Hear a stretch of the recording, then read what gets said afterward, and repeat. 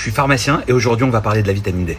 Déjà, il vaut mieux la prendre en dose quotidienne qu'en ampoule mensuelle ou bimensuelle. Ça va permettre d'avoir un dosage plus stable en vitamine D et pas avoir des moments où vous êtes en surdosage et des moments où vous êtes en carence. En général, pour un adulte, il faut compter 2000 unités par jour. Ensuite, si vous voulez que la vitamine D soit vraiment utile, il faut l'associer à du magnésium.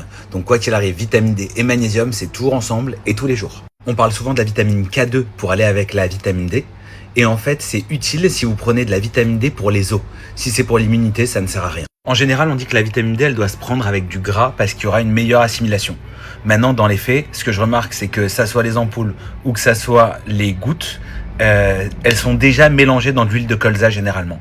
Donc, c'est mieux de la prendre dans un repas gras, mais il y en a déjà avec. Le surdosage en vitamine D est rare, mais il peut être toxique, donc il faut vraiment respecter les doses recommandées. Si vous les prenez en ampoule, je vous conseille de prendre de la D3 et pas de la D2. Maintenant, si c'est au goutte à goutte, que ça soit l'une ou l'autre, ça sera aussi efficace. En général, les peaux mates ou noires filtrent plus la lumière du soleil et donc ont besoin de plus de vitamine D. Pareil pour les personnes en surpoids, il y a besoin d'en prendre une un peu plus grosse quantité. Si vous avez des questions, évidemment, vous me les posez en commentaire. Si vous voulez être sûr d'avoir besoin de vitamine D, faites un dosage en laboratoire. C'était Mickaël Cohen, prends soin de ta santé et prends soin de toi.